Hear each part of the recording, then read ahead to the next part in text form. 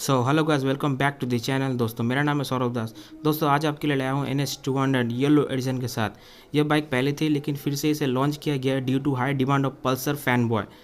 ये बाइक पहले बहुत ही अच्छी थी, फिर भी येलो एडिशन में काफ़ी अच्छा से एडिशन किया गया है। और बाकी जो है बाइक में सेम आपको चीज़ अवेलेबल देखने को मिलेगी, इसमें कोई चेंजेस नहीं किया गया है। अगर ज़्यादा जानकारी आप पाना चाहते हैं तो हमारे डिस्क्रिप्शन में हम इसका डिटेल दे दिया हूँ, आप वहाँ से जान कर सकते हैं। आप देखिए बाइक के walker and reviewed cinematic shots.